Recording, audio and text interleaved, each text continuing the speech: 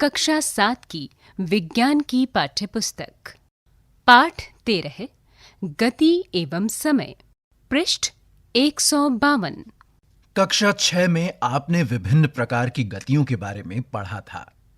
आपने ये पढ़ा था कि किसी वस्तु की गति किसी सरल रेखा के अनुदिश, वर्तुल यानी वृत्ताकार अथवा आवर्ती हो सकती है। क्या आपको ये 3 प्रकार की गतियां याद हैं? सारणी 13.1 में गतियों के कुछ सामान्य उदाहरण दिए गए हैं। प्रत्येक उदाहरण में गति का प्रकार पहचानिए। यहां पृष्ठ 152 पर सारणी 13.1 दी गई है, जिसमें विभिन्न प्रकार की गतियों के कुछ उदाहरण हैं। इस सारणी को 2 भागों में विभाजित किया गया है। पहले भाग में गति के कुछ उदाहरण दिए गए हैं और दूसरे भाग में लिखा है गति का प्रकार, सरल रेखा के अनुदिश, वर्तुल या आवर्ती। दिए गए उदाहरण हैं मार्च पास्ट करते सैनिक, सीधी सड़क पर चलती बैलगाड़ी, दौड़ते धावक के हाथों की गति, चलती साइकिल के पैडल की गति, सूर्य के चारों ओर पृथ्वी की गति, झूले की गति। लोलक की गति।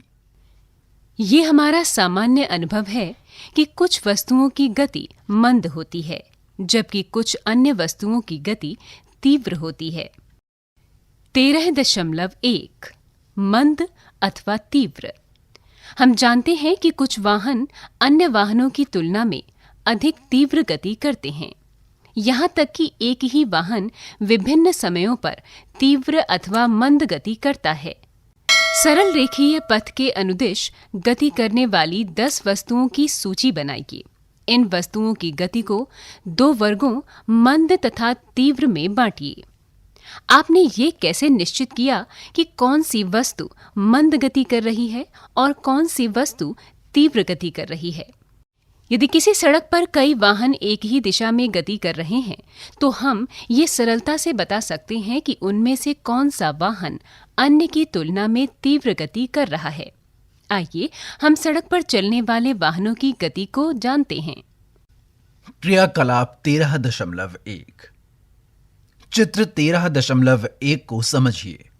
इसमें किसी क्षण पर सड़क पर एक ही दिशा में गति करते कुछ वाहनों की स्थिति बताई गई है। अब चित्र 13.2 को समझिए। इसमें उन्हीं वाहनों की कुछ समय पश्चात की स्थिति बताई गई है।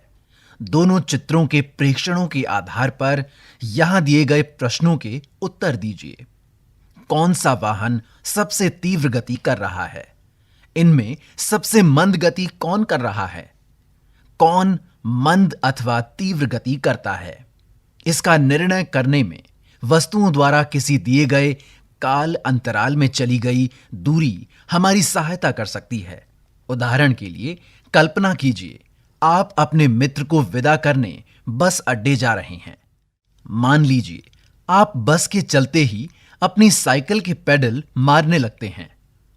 पृष्ठ 153। 5 मिनट के पश्चात आपके द्वारा चली गई दूरी बस द्वारा चली गई दूरी से काफी कम होगी। क्या आप तब ये कहेंगे कि बस साइकिल से तीव्र गति कर रही है? यहां पृष्ठ 153 पर 2 चित्र दिए गए हैं। पहला चित्र है 13.1, जिसमें सड़क पर एक ही दिशा में गति करते वाहन बताए गए हैं, और दूसरा चित्र है 13.2, जिसमें बताए गए वाहनों की कुछ समय पश्चात की स्थिति बताई गई है। हम प्रायः ये कहते हैं कि तीव्र चलने वाले वाहनों की चाल अधिक होती है। 100 मीटर दौड़ में ये निर्णय करना सरल होता है कि किसकी चाल अधिकतम है। जो धावक 100 मीटर दूरी तय करने में सबसे कम समय लेता है, उसकी चाल अधिकतम होती है। 13.2 चाल। आप कदाचित चाल शब्द से परिचित हैं। ऊपर दिए गए उदाहरण में अधिक चाल से ये संकेत मिलता है कि किसी दी गई दूरी को कम समय में तय किया गया है अथवा किसी दिए गए समय में अधिक दूरी तय की गई है। 2 या अधिक वस्तुओं में कौन तीव्रतम गति कर रहा है, इसे ज्ञात करने की सबसे सुविधाजनक विधि ये है कि हम इनके द्वारा किसी एकांक समय में तय की गई दूरी ज्ञात करें। इस प्रकार यदि हम 2 बसों द्वारा 1 घंटे में तय की गई दूरी जानते हैं, तब हम ये बता सकते हैं कि उनमें से कौन अपेक्षाकृत मंद है। किसी वस्तु द्वारा एकांक समय में तय की गई दूरी को हम उस वस्तु की चाल कहते हैं। जब हम ये कहते हैं कि कोई कार 50 किलोमीटर प्रति घंटा की चाल से गति करती है, तो इससे ये ज्ञात होता है कि वो कार 1 घंटे में 50 किलोमीटर दूरी तय करेगी। तथापि कोई कार बिरले ही 1 घंटे तक किसी नियत चाल यानी समान गति से चलती है। वास्तव में वो धीमी चाल से गति आरंभ करके फिर अपनी चाल बढ़ाती है। अतः जब हम ये कहते हैं कि किसी कार की चाल 50 किलोमीटर प्रति घंटा है, तो प्रायः हम केवल कार द्वारा 1 घंटे में तय की गई दूरी पर ही विचार करते हैं। हम इसकी चिंता नहीं करते कि इस 1 घंटे की अवधि में कार नियत चाल से चलती रही अथवा नहीं। वास्तव में यहां परिकलित की गई चाल कार की औसत चाल है। इस पुस्तक में हम औसत चाल के लिए चाल शब्द का ही उपयोग करेंगे। पृष्ठ 154। अतः हम तय की गई कुल दूरी को लिए गए कुल समय से विभाजित करके चाल प्राप्त करते हैं। इस प्रकार चाल बराबर तय की गई कुल दूरी बटे लिया गया कुल समय। अपने दैनिक जीवन में हम बिरले ही लंबी दूरियों तक अथवा अधिक समय तक वस्तुओं को एक नियत चाल से गति करते हुए जानते हैं। यदि किसी सरल रेखा के अनुदिश गति करने वाली वस्तु की चाल परिवर्तित होती रहती है, तो उस वस्तु की चाल असमान कही जाती है। इसके विपरीत किसी सरल रेखा के अनुदिश वस्तु की नियत चाल से गति एक समान गति कहलाती है। इस स्थिति में औसत चाल वही है जो वास्तविक चाल है। यदि हम किसी वस्तु द्वारा किसी निश्चित दूरी को तय करने में लगे समय को माप लें, तो हम उस वस्तु की चाल ज्ञात कर सकते हैं। कक्षा 6 में आपने दूरी मापना सीखा था, परंतु हम समय कैसे मापते हैं, आइए पता लगाएं। 13.3 समय की माप। यदि आपके पास घड़ी नहीं है, तो आप ये कैसे निश्चित करेंगे कि अब क्या समय हो गया है? क्या कभी आपको ये जानने की उत्सुकता हुई है कि हमारे बुजुर्ग किस प्रकार केवल छाया देखकर दिन के समय का अनुमान लगाते थे? क्या कभी आपको ये जानने की उत्सुकता हुई है कि हमारे बुजुर्ग किस प्रकार केवल छाया देखकर दिन के समय का अनुमान लगा लेते थे? हम 1 माह के काल अंतराल को कैसे मापते हैं? हम 1 वर्ष के काल अंतराल को कैसे मापते हैं? समय की माप से हमारा तात्पर्य काल अंतराल की माप से है। बोलचाल में जब हम समय मापने के लिए किसी घड़ी के उपयोग के बारे में चर्चा करते हैं, तब हमारा अभिप्राय काल अंतराल का मापन ही होता है। हमारे पूर्वजों ने ये जाना कि प्रकृति में बहुत सी घटनाएं निश्चित अंतरालों के पश्चात स्वयं दोहराती हैं। उदाहरण के लिए उन्होंने ये पाया कि सूर्य प्रतिदिन प्रातः उदय होता है। एक सूर्योदय से अगले सूर्योदय के बीच के समय को एक दिन कहा गया। इसी प्रकार एक अमावस्या यानी नवचंद्र से अगली अमावस्या के बीच के समय की माप माह के रूप में की गई। 1 वर्ष उस समय के लिए नियत किया गया जितने समय में पृथ्वी सूर्य की एक परिक्रमा पूरी करती है। प्रायः हमें एक दिन से काफी छोटे समय अंतरालों को मापने की भी आवश्यकता पड़ती है। संभवतः समय मापने की सबसे सामान्य युक्ति घड़ियां ही हैं, जैसा कि चित्र 13.3 में दिया गया है। क्या आपको कभी ये जानने की उत्सुकता हुई है कि घड़ियां समय कैसे मापती हैं? घड़ियों की कार्यविधि काफी जटिल होती है, परंतु सभी घड़ियों में आवर्ती गति का उपयोग किया जाता है। यहाँ पृष्ठ 154 पर चित्र 13.3 दिया गया है। इसमें कुछ सामान्य घड़ियां दी गई हैं, A, B और C। पहली घड़ी दीवार घड़ी है, दूसरी मेज घड़ी और तीसरी अंकक यानी डिजिटल घड़ी है। पृष्ठ 155। आवर्ती गति का एक चिर परिचित उदाहरण सरल लोलक है। सरल लोलक धातु के छोटे गोले अथवा पत्थर के टुकड़े को किसी दृढ़ स्टैंड से धागे द्वारा निलंबित करके बनाया जा सकता है, जैसा कि चित्र 13.4 ए भाग में दिया गया है। धातु के गोले को लोलक का गोलक कहते हैं। जैसा कि चित्र 13.4 भाग ए में दिया गया है, इस चित्र में लोलक को अपनी माध्य स्थिति पर विराम अवस्था में बताया गया है। जब लोलक के गोले को धीरे से एक ओर ले जाकर मुक्त करते हैं तो ये इधर उधर गति करना आरंभ कर देता है, जैसा कि चित्र 13.4 भाग बी में बताया गया है। सरल लोलक की ये गति आवर्ती अथवा दोलन गति का एक उदाहरण है।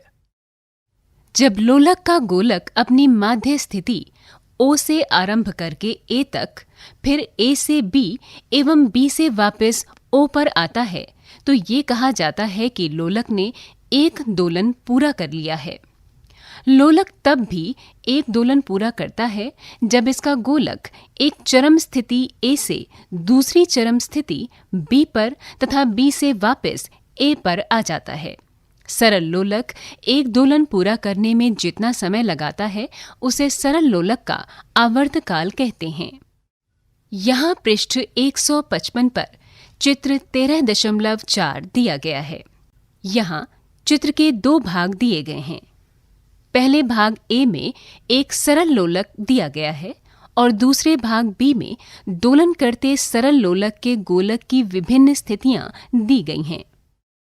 क्रियाकलाप 13.2 लगभग 1 मीटर लंबा धागा अथवा डोरी लेकर चित्र 13.4 भाग ए में बताए अनुसार एक सरल लोलक बनाइए।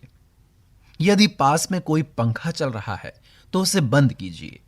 लोलक के गोलक को अपनी माध्य स्थिति पर विराम में आने दीजिए। गोलक के नीचे फर्श पर अथवा इसके पीछे दीवार पर उसकी माध्य स्थिति को एक चिन्ह द्वारा अंकित कीजिए। लोलक का आवर्तकाल मापने के लिए हमें विराम घड़ी की आवश्यकता होगी। यदि विराम घड़ी उपलब्ध नहीं है तो मेज घड़ी अथवा कलाई घड़ी उपयोग की जा सकती है। लोलक को गति में लाने के लिए गोलक को पकड़िए और इसे धीमे से एक ओर ले जाइए। ये सुनिश्चित कीजिए कि जब आप गोलक को विस्थापित कर रहे हों तो इससे बंधी डोरी तनी हुई हो। अब गोलक को विस्थापित स्थिति से मुक्त कीजिए। ध्यान रखिए, गोलक को छोड़ते समय इसे धक्का नहीं लगना चाहिए। जिस समय गोलक अपनी माध्य स्थिति पर है उस समय घड़ी का समय नोट कीजिए। माध्य स्थिति की बजाय आप उस स्थिति से भी समय नोट करना आरंभ कर सकते हैं जब गोलक अपनी किसी एक चरम स्थिति पर है। लोलक द्वारा 20 दोलन पूरा करने में लगा समय मापिए। सारणी 13.2 में अपने प्रेक्षण लिखिए। इसमें दिया गया प्रेक्षण केवल एक नमूना है। आपके प्रेक्षण इससे भिन्न हो सकते हैं। इस क्रियाकलाप को 3-4 बार दोहराइए और अपनी प्रेक्षण सारणी में लिखिए। 20 दोलनों को पूरा करने में लगे समय को 20 से भाग देकर एक दोलन में लगा समय अर्थात लोलक का आवर्तकाल प्राप्त कीजिए। पृष्ठ 156। यहाँ पृष्ठ 156 पर सारणी 13.2 दी गई है। यहाँ लिखा है सरल लोलक का आवर्तकाल। डोरी की लंबाई बताई गई है 100 सेंटीमीटर। इस सारणी को 2 भागों में विभाजित किया गया है। पहले भाग में लिखा गया है 20 दोलनों के लिए लिया गया समय और दूसरे भाग में लिखा है आवर्तकाल। दोनों भागों के समय को सेकंड्स में लिखा गया है। पहला उदाहरण बताया गया है 20 दोलनों के लिए लिया गया समय है 42 सेकंड और आवर्तकाल है 2.1 सेकंड। 2 भाग खाली छोड़े गए हैं जिनको आपको भरना है। क्या आपके लोलक का आवर्तकाल हर बार लगभग समान आता है? ध्यान रखिए, आरंभिक विस्थापन में थोड़ा परिवर्तन आपके लोलक के आवर्तकाल को प्रभावित नहीं करता है। आजकल अधिकांश घड़ियों में 1 या 2 सेलों वाले विद्युत परिपथ होते हैं। इन घड़ियों को क्वार्ट्ज घड़ी कहते हैं। इनके द्वारा मापा गया समय पहले उपलब्ध घड़ियों द्वारा मापे गए समय से अधिक यथार्थ होता है। समय तथा चाल के मात्रक। समय का मूल मात्रक सेकंड है। इसका प्रतीक एस है।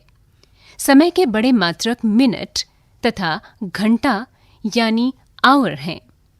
आप पहले ही जानते हैं कि ये मात्रक किस प्रकार एक दूसरे से संबंधित हैं। चाल का तथा कथित मूल मात्रक क्या है? चूंकि चाल दूरी बटा समय है, अतः चाल का मूल मात्रक मीटर प्रति सेकंड है।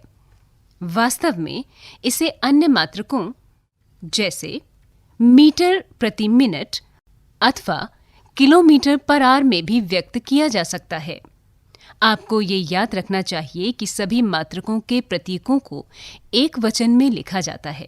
उदाहरण के लिए हम 50 किलोमीटर लिखते हैं, न कि 50 किलोमीटर्स, अथवा 8 सेंटीमीटर लिखते हैं, न कि 8 सेंटीमीटर्स। आवश्यकता के अनुसार समय के विभिन्न मात्रकों का उपयोग किया जाता है। उदाहरण के लिए आपकी आयु को दिनों अथवा घंटों में व्यक्त करने की अपेक्षा वर्षों में व्यक्त करना सुविधाजनक होता है। इसी प्रकार घर से विद्यालय तक की दूरी को तय करने में लगे समय को वर्षों में व्यक्त करना बुद्धिमानी नहीं है। 1 सेकंड का काल अंतराल कितना छोटा अथवा बड़ा होता है। जोर से 2001 पुकारने में लगा समय लगभग 1 सेकंड होता है। 2001 से 2010 तक जोर जोर से गिनकर आप इसका सत्यापन कर सकते हैं। किसी सामान्य स्वस्थ युवा की विराम की स्थिति में नाड़ी 1 मिनट में 72 बार अर्थात 10 सेकंड में लगभग 12 बार स्पंदन करती है, यानी धड़कती है। बूझो ये जानने के लिए उत्सुक है कि एक दिन में कितने सेकंड तथा एक वर्ष में कितने घंटे होते हैं। क्या आप उसकी सहायता कर सकते हैं? इस खोज के विषय में एक रोचक कहानी है कि किसी दिए गए लोलक का आवर्तकाल नियत होता है। आपने सुप्रसिद्ध वैज्ञानिक गैलीलियो गैलीली 1564 से 1642 ईस्वी का नाम सुना होगा। कहा जाता है कि एक बार गैलीलियो गिरजाघर में बैठे थे। उन्होंने ये देखा कि छत से जंजीर द्वारा लटका कोई लैंप एक ओर से दूसरी ओर धीमी गति कर रहा है। उन्हें ये पाकर आश्चर्य हुआ कि लैंप के एक दोलन पूरा करने के अंतराल में उनकी नब्ज, स्पंद यानी धड़कन की संख्या हर बार समान होती है।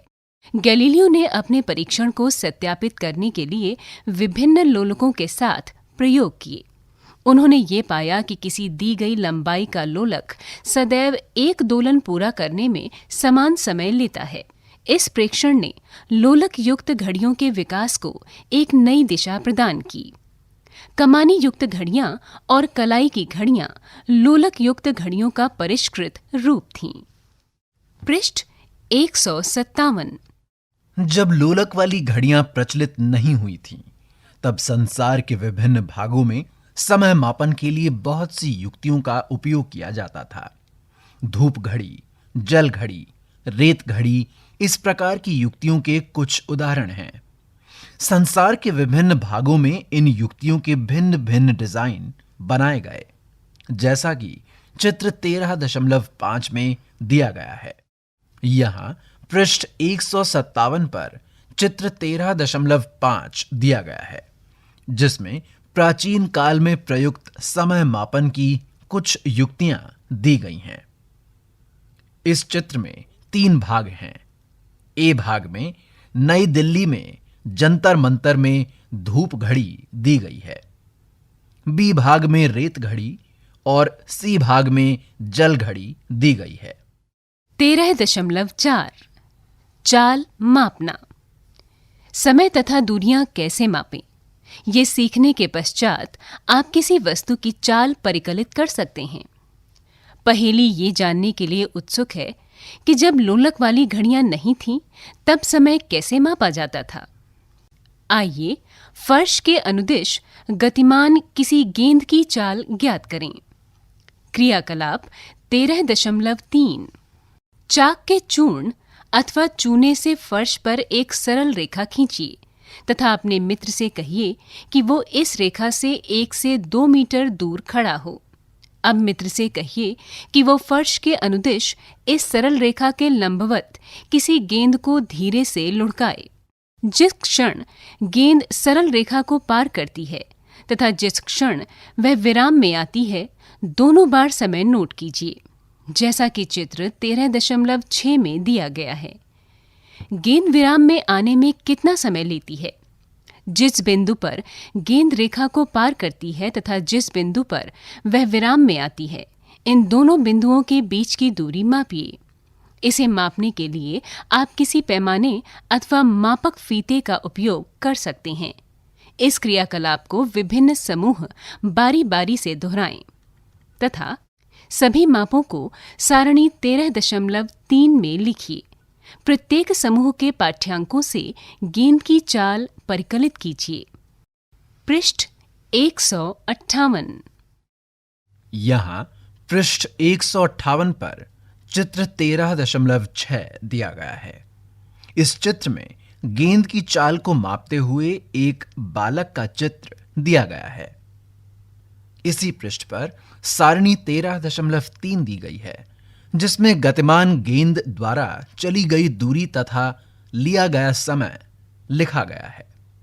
इस सारणी को 4 भागों में विभाजित किया है।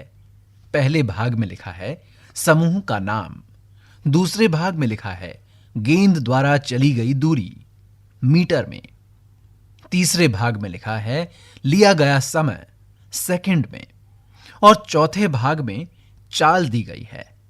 चाल बराबर तय की दूरी बटे लिया गया समय। आपको यह सारणी भरनी है। क्या आप अपने चलने अथवा साइकिल चलाने की चाल की तुलना अपने मित्र की चाल से करना चाहेंगे? इसके लिए आपको अपने घर अथवा किसी अन्य बिंदु से अपने विद्यालय की दूरी जानने की आवश्यकता होगी। तब आप सभी इस दूरी को तय करने में लगे समय को मापकर एक दूसरे की चाल परिकलित कर सकते हैं। यह जानना आपके लिए रोचक हो सकता है कि आप में से किसकी चाल सबसे अधिक है। सारणी 13.4 में कुछ जीवों की चाल किलोमीटर प्रति घंटा में दी गई है। आप स्वयं इनकी चाल को मीटर प्रति सेकंड में परिकलित कर सकते हैं। उपग्रहों को पृथ्वी की कक्षा में प्रमोचित यानी छोड़ना करने वाले रॉकेट प्रायः 8 किलोमीटर प्रति सेकंड तक की चाल प्राप्त कर लेते हैं। इसके विपरीत कछुआ केवल 8 सेंटीमीटर प्रति सेकंड लगभग की चाल से चल सकता है। क्या आप ये परिकलित कर सकते हैं कि कछुए की तुलना में रॉकेट की चाल कितनी गुनी है? यदि आपको किसी वस्तु की चाल ज्ञात हो जाए तो आप दिए गए समय में उसके द्वारा चली गई दूरी ज्ञात कर सकते हैं। आपको केवल चाल को समय से गुणा ही करना होगा। इस प्रकार चली गई दूरी बराबर चाल गुणा समय। आप ये भी ज्ञात कर सकते हैं कि दी गई चाल से चलने वाली कोई वस्तु किसी दूरी को कितने समय में तय करेगी। लिया गया समय बराबर दूरी बटे चाल। सामान्यतः उपलब्ध घड़ियों द्वारा मापा जा सकने वाला सबसे कम समय अंतराल 1 सेकंड है। तथापि अब ऐसी विशिष्ट घड़ियां उपलब्ध हैं जो 1 सेकंड से छोटे समय अंतरालों को माप सकती हैं। इनमें से कुछ घड़ियां 1 सेकंड के 10 लाखवें भाग और यहाँ तक कि 1 अरबवें भाग तक के समय अंतराल माप सकती हैं। आपने माइक्रोसेकंड तथा नैनोसेकंड जैसे शब्द सुने होंगे। 1 माइक्रोसेकंड सेकंड का 10 लाखवां भाग होता है। 1 नैनोसेकंड सेकंड का 1 अरबवां भाग होता है। इतने छोटे समय अंतरालों को जो घड़ियां मापती हैं, उनका उपयोग वैज्ञानिक अनुसंधानों के लिए किया जाता है। खेलों में जिन समय मापने की युक्तियों का उपयोग होता है वे सेकंड के 10वें अथवा 100वें भाग तक के समय अंतराल माप सकती हैं। इसके विपरीत ऐतिहासिक घटनाओं के समयों को शताब्दियों अथवा सहस्त्राब्दियों में व्यक्त किया जाता है। तारों तथा ग्रहों की आयु को प्रायः अरबों वर्ष में व्यक्त करते हैं। क्या आप उन काल अंतरालों के परास की कल्पना कर सकते हैं जिनसे हमें व्यवहार करना पड़ता है? पृष्ठ 159। पृष्ठ 159 पर सारणी 13.4 दी गई है। इस सारणी में कुछ जंतुओं द्वारा प्राप्त की जा सकने वाली तीव्रतम चाल बताई गई है। इस सारणी को 3 भागों में विभाजित किया है। पहला भाग है वस्तु का नाम, दूसरा भाग है चाल जिसे दिया गया है किलोमीटर प्रति घंटा में, और तीसरा भाग है चाल का जिसे किलोमीटर प्रति घंटा से मीटर प्रति सेकंड में परिकलित किया गया है। उदाहरण के लिए पहली वस्तु का नाम है बाज, जिसकी चाल किलोमीटर प्रति घंटा में 320 है। परिकलित करने के बाद बाज की चाल मीटर प्रति सेकंड में कुछ इस प्रकार से दी गई है: 320 गुणा 1000 बटे 60 गुणा 60। बाकी दी गई वस्तुओं के नाम हैं चीता, ब्लू फिश, खरगोश, गिलहरी, घरेलू चूहा, मानव, भीमकाय कछुआ और घोंघा। इन सभी की चाल किलोमीटर प्रति घंटा में दी गई है। आपको इस चाल को मीटर प्रति सेकंड में परिकलित करना है। बूझो ये जानना चाहता है कि क्या कोई ऐसी युक्ति है जो चाल मापती है। आपने स्कूटर अथवा मोटरसाइकिलों पर एक मीटर लगा हुआ पाया होगा। इसी प्रकार कारों, बसों तथा अन्य वाहनों के डैशबोर्डों पर मीटर पाए जा सकते हैं, जैसा कि चित्र 13.7 में दिया गया है। चित्र 13.7 में किसी कार का डैशबोर्ड दिया गया है। ध्यान दीजिए, इनमें से किसी 1 मीटर के एक कोने पर किलोमीटर प्रति घंटा लिखा है। इसे चाल मापी यानी स्पीडोमीटर कहते हैं। इससे सीधे ही किलोमीटर प्रति घंटा में चाल ज्ञात हो जाती है। इसमें एक अन्य मीटर भी होता है जो वाहन द्वारा तय की गई दूरी मापता है। इस मीटर को पथमापी या ओडोमीटर कहते हैं। यहाँ पृष्ठ 159 पर चित्र 13.7 दिया गया है। इस चित्र में कार के डैशबोर्ड के 2 चित्र दिए गए हैं, जिसमें चाल मापी यानी स्पीडोमीटर का चित्र दिया गया है और साथ ही पथमापी यानी ओडोमीटर का चित्र भी दिया गया है। इसमें चाल को किलोमीटर प्रति घंटा में बताया गया है। पृष्ठ 160।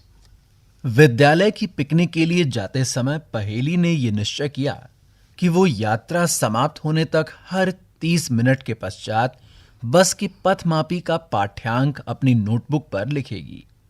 इसके पश्चात उसने अपने पाठ्यांक सारणी 13.5 में लिखे। यहां पृष्ठ 160 में सारणी 13.5 दी गई है। इस सारणी में यात्रा के विभिन्न समयों पर पथमापी के पाठ्यांक लिखे गए हैं। इस सारणी को 3 भागों में विभाजित किया गया है। पहले भाग में लिखा है समय। यह समय AM में दिया गया है। दूसरा भाग है पठमापी का पाठ्यांक और तीसरा भाग है आरंभिक बिंदु से दूरी। समय के पहले चरण में लिखा है 8 AM। पथमापी का पाठ्यांक है 36,540 किलोमीटर। आरंभिक बिंदु से दूरी है 0 किलोमीटर। दूसरे भाग में दिया गया समय है 8:30, जो कि AM में दिया गया है। पथमापी का पाठ्यांक दिया गया है 36,560 किलोमीटर। आरंभिक बिंदु से दूरी दी गई है 20 किलोमीटर। तीसरे भाग में लिखा है समय सुबह के 9 बजे, यानी 9 AM। पथमापी का पाठ्यांक दिया गया है 36,580 किलोमीटर और आरंभिक बिंदु से दूरी है 40 किलोमीटर। अगला दिया गया समय है 9:30, जो कि AM में दिया गया है। पथमापी का दिया गया पाठ्यांक है 36,600 किलोमीटर।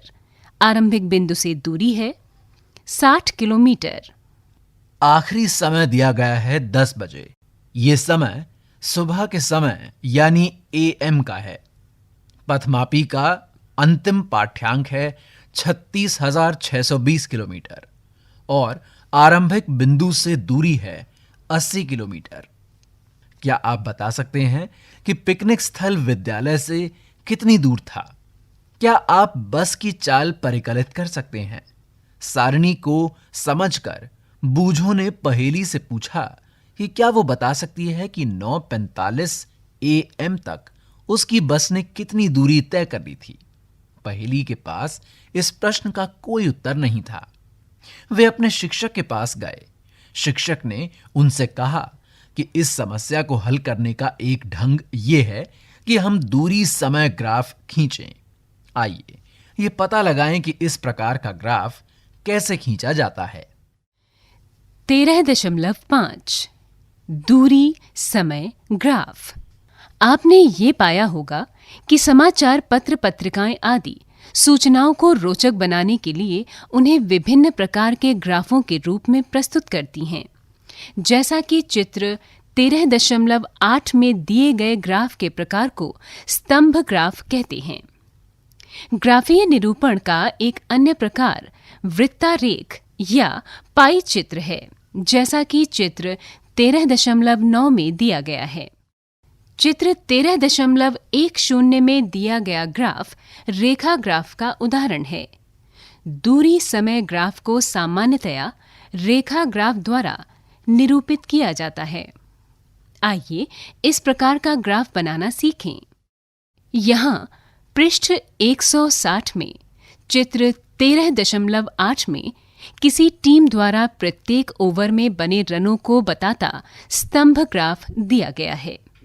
यहाँ पृष्ठ 160 में चित्र 13.8 में किसी टीम द्वारा प्रत्येक ओवर में बने रनों को बताता स्तंभ ग्राफ दिया गया है, जिसके एक भाग में ओवर और दूसरे भाग में रन दिए गए हैं।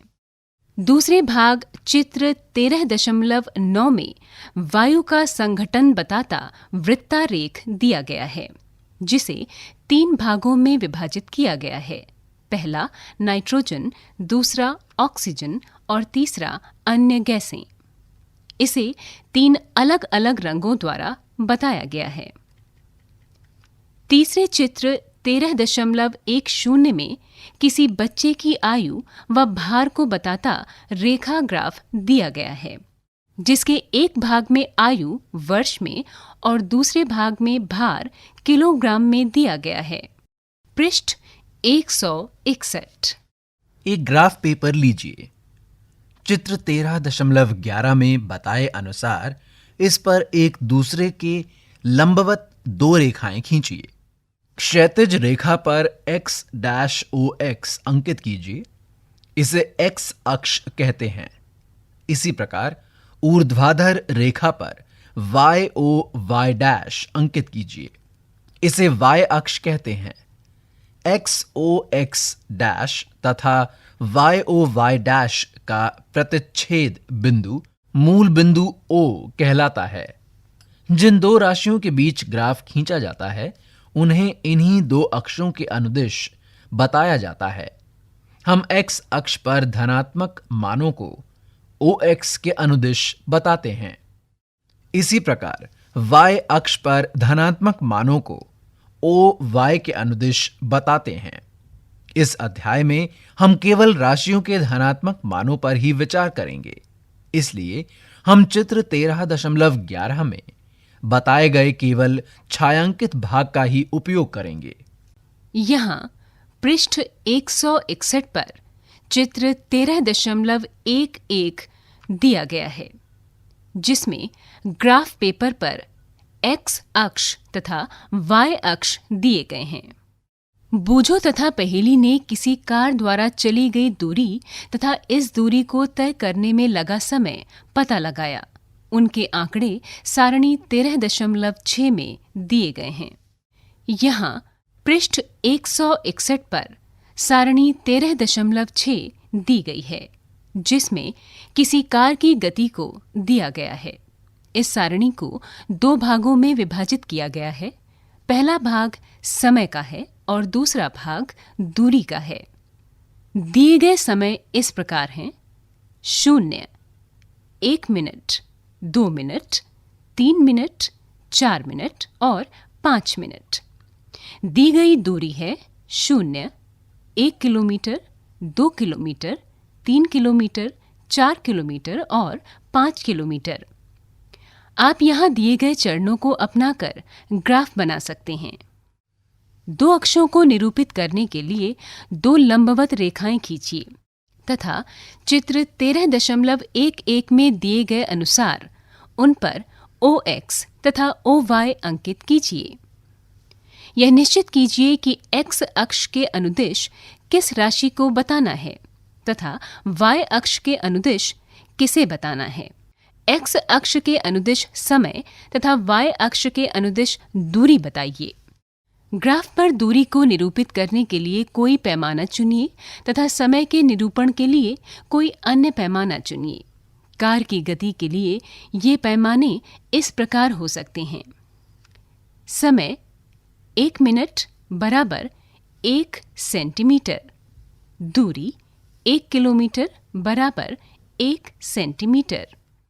चुने गए पैमाने के अनुसार समय तथा दूरी के मानों को अपने अपने अक्षों पर अंकित कीजिए। कार की गति के लिए समय को X अक्ष पर मूल बिंदु से 1 मिनट, 2 मिनट और इसी तरह चलते हुए द्वारा अंकित कीजिए। इसी प्रकार दूरी 1 किलोमीटर, 2 किलोमीटर और ऐसे ही Y अक्ष पर अंकित कीजिए, जैसा कि चित्र 13.12 में बताया गया है। अब आपको दूरी तथा समय के मानों के प्रत्येक समुच्चय को ग्राफ पेपर पर निरूपित करने के लिए उस पर बिंदु अंकित करने हैं। सारणी 13.6 के क्रम संख्या 1 के प्रेक्षण में यह बताया गया है कि समय 0 मिनट पर चली गई दूरी भी 0 है। पृष्ठ 162। यहाँ पृष्ठ 162 पर चित्र 13.12 दिया गया है। इस चित्र में ग्राफ बनाना बताया गया है, जिसके एक भाग में समय मिनट में और दूसरे भाग में दूरी किलोमीटर में दी गई है। अब आपको दूरी तथा समय के मानों के प्रत्येक समुच्चय को ग्राफ पेपर पर निरूपित करने के लिए उस पर बिंदु अंकित करने हैं। सारणी 13.6 के क्रम संख्या 1 के प्रेक्षण में यह बताया गया है कि समय 0 मिनट पर चली गई दूरी भी 0 है। मानो कि इस समुच्चय की ग्राफ पेपर पर स्थिति मूल बिंदु पर है। 1 मिनट के पश्चात कार ने 1 किलोमीटर दूरी चली है। मानो कि इस समुच्चय को अंकित करने के लिए X अक्ष पर 1 मिनट को निरूपित करने वाले बिंदु को जानिए। इस बिंदु पर Y अक्ष के समांतर रेखा खींचिए। इसके पश्चात Y अक्ष पर 1 किलोमीटर दूरी के संगत बिंदु से X अक्ष के समांतर रेखा खींचिए। वो बिंदु जिस पर ये दोनों रेखाएं एक दूसरे को काटती हैं, ग्राफ पेपर पर इस मानों के समुच्चय को निरूपित करता है, जैसा कि चित्र 13.12 में बताया गया है। इसी प्रकार ग्राफ पेपर पर मानों के विभिन्न समुच्चयों के तदनुरूपी बिंदुओं को अंकित कीजिए।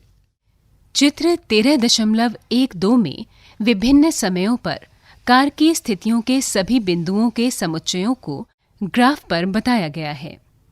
चित्र 13.12 में बताए गए अनुसार इन बिंदुओं को मिलाइए। बिंदुओं को मिलाने पर सरल रेखा प्राप्त होती है। ये कार की गति का दूरी समय ग्राफ है। यदि दूरी समय ग्राफ एक सरल रेखा है तो ये संकेत करता है कि वस्तु किसी नियत चाल से गति कर रही है, परंतु यदि किसी वस्तु की चाल लगातार परिवर्तित होती है तो ग्राफ की आकृति कुछ भी हो सकती है। व्यापक रूप में पैमाने का चयन इतना सरल नहीं होता जितना चित्र 13.12 तथा चित्र 13.13 में दिया गया है। हमें x अक्ष तथा y अक्ष पर वांछित राशियों को निरूपित करने के लिए दो भिन्न पैमानों का चयन करना पड़ सकता है। आइए इस प्रक्रिया को एक उदाहरण की सहायता से समझते हैं। आइए फिर उसी बस की गति पर विचार करते हैं जिसके द्वारा पहेली और उसके मित्र पिकनिक पर गए थे। बस द्वारा तय की गई दूरी तथा लिया गया समय सारणी 13.5 में बताए गए हैं। बस द्वारा तय की गई कुल दूरी 80 किलोमीटर है। यदि हम 1 किलोमीटर बराबर 1 सेंटीमीटर पैमाना चुनने का निश्चय करें तो हमें 80 सेंटीमीटर का अक्ष खींचना होगा, जो कागज की शीट पर संभव नहीं है।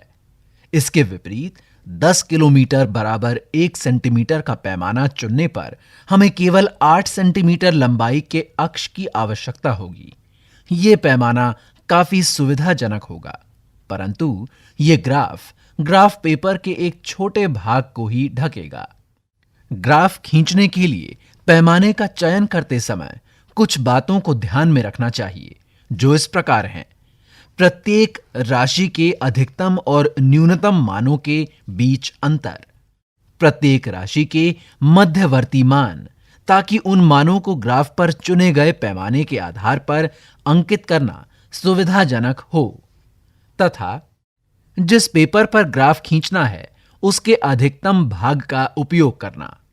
मान लीजिए आपको 25 सेंटीमीटर गुणा 25 सेंटीमीटर आमाप का एक ग्राफ पेपर दिया गया है। ऊपर दी गई शर्तों को पूरा करने तथा सारणी 13.5 के आंकड़ों को समायोजित कर सकने के लिए एक पैमाना इस प्रकार हो सकता है, जैसे दूरी 5 किलोमीटर बराबर 1 सेंटीमीटर तथा समय 6 मिनट बराबर 1 सेंटीमीटर। पृष्ठ 163। यहाँ पृष्ठ 163 पर चित्र 13.13 दिया गया है, जिसमें बस की गति बताता एक ग्राफ दिया गया है, जिसके एक भाग में समय मिनट में और दूसरे भाग में दूरी किलोमीटर में दी गई है। क्या अब आप बस की गति के लिए दूरी समय ग्राफ खींच सकते हैं? क्या आपके द्वारा खींचा गया ग्राफ चित्र 13.13 में बताए गए ग्राफ के समरूप है? यदि सारणी द्वारा प्रस्तुत आंकड़ों से तुलना करें तो दूरी समय ग्राफ हमें गति के बारे में विविध प्रकार की जानकारी प्रदान करता है। उदाहरण के लिए सारणी 13.5 से हमें केवल कुछ निश्चित समय अंतरालों पर ही बस द्वारा तय की गई दूरी के बारे में जानकारी मिलती है। इसके विपरीत दूरी समय ग्राफ से हम समय के किसी भी क्षण पर बस द्वारा तय की गई दूरी ज्ञात कर सकते हैं। मान लीजिए हम 8:15 AM पर बस द्वारा चली गई दूरी ज्ञात करना चाहते हैं। इसके लिए हम x अक्ष पर उस समय यानी 8:15 AM के संगत बिंदु अंकित कर सकते हैं, जैसा कि चित्र 13.14 में दिया गया है। मान लीजिए वो बिंदु A है। अब हम बिंदु A पर x अक्ष के लंबवत अथवा y अक्ष के समांतर एक रेखा खींचते हैं। फिर हम ग्राफ के जिस बिंदु T पर यह लंबवत रेखा ग्राफ को काटती है, उस बिंदु पर चिन्ह लगाते हैं, जैसा कि चित्र 13.14 में दिया गया है। इसके पश्चात हम T से होकर जाने वाली x अक्ष के समांतर रेखा खींचते हैं। ये y अक्ष को बिंदु B पर काटती है। y अक्ष पर बिंदु B के संगत दूरी OB हमें 8:15 यानी 8:15 AM पर बस द्वारा किलोमीटर में तय की गई दूरी प्रदान करती है। ये दूरी किलोमीटर में कितनी है? क्या आप 9:45 AM यानी 9:45 पर बस द्वारा तय की गई दूरी ज्ञात करने में पहेली की सहायता कर सकते हैं? क्या आप दूरी समय ग्राफ से बस की चाल भी ज्ञात कर सकते हैं? यहाँ पृष्ठ 163 पर चित्र 13.14 दिया गया है।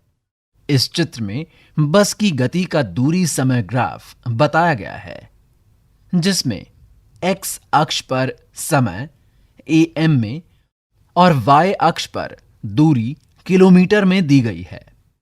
प्रमुख शब्द: रेखा ग्राफ, ग्राफ, असमान गति, दोलन, सरल लोलक, चाल, आवर्तकाल, एक समान गति। समय का मात्रक। पृष्ठ 164। आपने क्या सीखा? एकांक समय में किसी वस्तु द्वारा चली गई दूरी को उसकी चाल कहते हैं। वस्तुओं की चाल ये निर्णय लेने में हमारी सहायता करती है कि कौन दूसरों से तेज चल रहा है।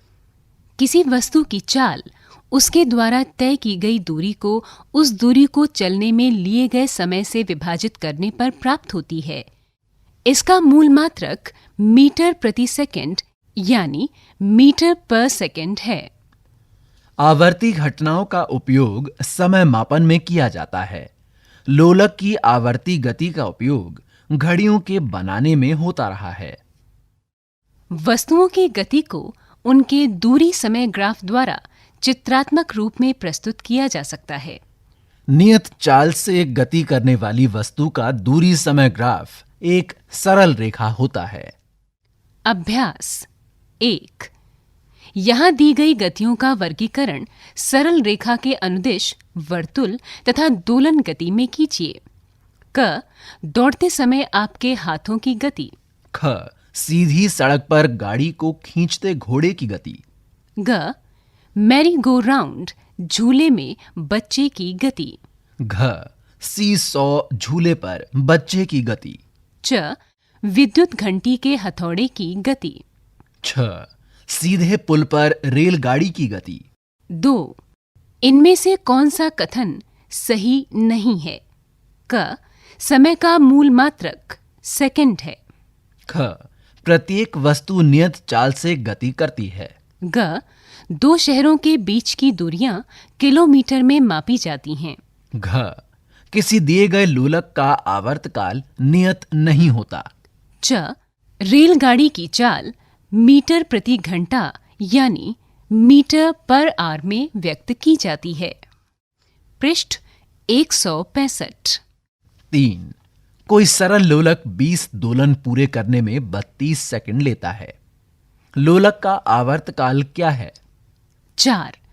2 स्टेशनों के बीच की दूरी 240 किलोमीटर है। कोई रेलगाड़ी इस दूरी को तय करने में 4 घंटे लेती है। रेलगाड़ी की चाल परिकलित कीजिए। 5. किसी कार के पथमापी का 8:30 AM पर पाठ्यांक 57,321.0 किलोमीटर है। यदि 8:50 AM पर पथमापी का पाठ्यांक परिवर्तित होकर 57,336.0 किलोमीटर हो जाता है तो कार द्वारा चली गई दूरी कितनी है? कार की चाल किलोमीटर प्रति मिनट में परिकलित कीजिए। इस चाल को किलोमीटर पर आवर में भी व्यक्त कीजिए। 6. सलमा अपने घर से साइकिल पर विद्यालय पहुंचने में 15 मिनट लेती है। यदि साइकिल की चाल 2 मीटर प्रति सेकंड है तो घर से विद्यालय की दूरी परिकलित कीजिए। 7. यहां दी गई स्थितियों में गति के दूरी समय ग्राफ की आकृति बताइए। क. नियत चाल से गति करती कार। ख. सड़क के किनारे खड़ी कोई कार। 8. यहां दिए गए में से कौन सा संबंध सही है? क. चाल बराबर दूरी गुणा समय। ख. चाल बराबर दूरी बटा समय। ग. चाल बराबर समय बटा दूरी। घ. चाल बराबर 1 बटा दूरी गुणा समय। 9. चाल का मूल मात्रक है क. किलोमीटर प्रति मिनट। ख. मीटर प्रति मिनट। ग किलोमीटर प्रति घंटा। घ मीटर प्रति सेकंड। 10 कोई कार 40 किलोमीटर प्रति घंटा की चाल से 15 मिनट चलती है। इसके पश्चात वो 60 किलोमीटर प्रति घंटा की चाल से 15 मिनट चलती है। कार द्वारा तय की गई कुल दूरी होगी क 100 किलोमीटर, ख 25 किलोमीटर, ग 15 किलोमीटर, घ 10 किलोमीटर। पृष्ठ 166। 11 मान लीजिए चित्र 13.1 तथा 13.2 में बताए गए फोटोग्राफ 10 सेकंड के अंतराल पर खींचे गए।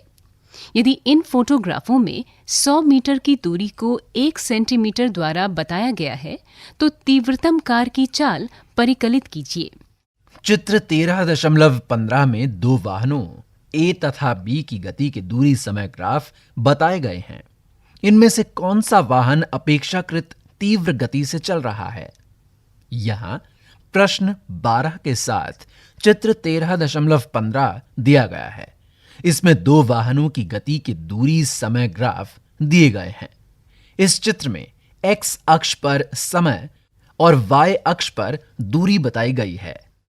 13 यहां दूरी समय ग्राफों में से कौन उस ट्रक की गति को बताता है जिसमें उसकी चाल नियत नहीं है? यहां पृष्ठ 166 पर समय और दूरी को बताते 4 ग्राफ दिए गए हैं। आपको इन ग्राफों को पहचानकर बताना है कि इन दूरी समय ग्राफों में से उस ट्रक की गति को बताता ग्राफ कौन सा है जिसमें उसकी चाल नियत नहीं है। पृष्ठ 167। विस्तारित अधिगम, क्रियाकलाप और परियोजना कार्य। 1. आप अपनी धूप घड़ी स्वयं बना सकते हैं तथा अपने स्थान पर दिन का समय अंकित करने के लिए इसे प्रयोग कर सकते हैं। सबसे पहले एटलस की सहायता से अपने शहर का अक्षांश ज्ञात कीजिए। गत्ते का त्रिभुजाकार टुकड़ा इस प्रकार काटिए कि उसका एक कोण आपके स्थान के अक्षांश के बराबर हो तथा इसका सम्मुख कोण समकोण हो। इस टुकड़े को, जिसे नोमोन कहते हैं, किसी वृत्ताकार बोर्ड पर चित्र 13.16 में बताए अनुसार उसके व्यास के अनुदिश ऊर्ध्वाधर जड़ दीजिए। नोमोन को वृत्ताकार बोर्ड में व्यास के अनुदिश खांचा बनाकर भी जड़ा जा सकता है। अब कोई ऐसा खुला स्थान चुनिए जहां दिन में अधिकांश समय धूप पड़ती हो। फर्श पर उत्तर दक्षिण दिशा के अनुदिश एक रेखा अंकित कीजिए। जैसा कि चित्र 13.16 में बताए गए अनुसार धूप में धूप घड़ी रखिए। दिन के समय जितना जल्दी संभव हो सके, मान लो 8 बजे यानी 8 AM पर वृत्ताकार बोर्ड पर नोमोन की छाया की नोक की स्थिति अंकित कीजिए। पूरे दिन प्रत्येक घंटे के पश्चात नोक की स्थिति अंकित करते रहिए। चित्र 13.16 में बताए गए अनुसार अंकित किए गए प्रत्येक बिंदु को नोमोन के आधार के उस बिंदु से मिलाने वाली रेखाएं खींचिए जिस पर उस स्थान का अक्षांश कोण बना है। इन रेखाओं को वृत्ताकार बोर्ड पर उसकी परिधि तक बढ़ाइए। आप इस धूप घड़ी का उपयोग करके अपने स्थान पर दिन का समय ज्ञात करने के लिए कर सकते हैं। याद रखिए, चित्र 13.16 में बताए गए अनुसार नोमोन को सदैव उत्तर दक्षिण दिशा में ही रखना चाहिए।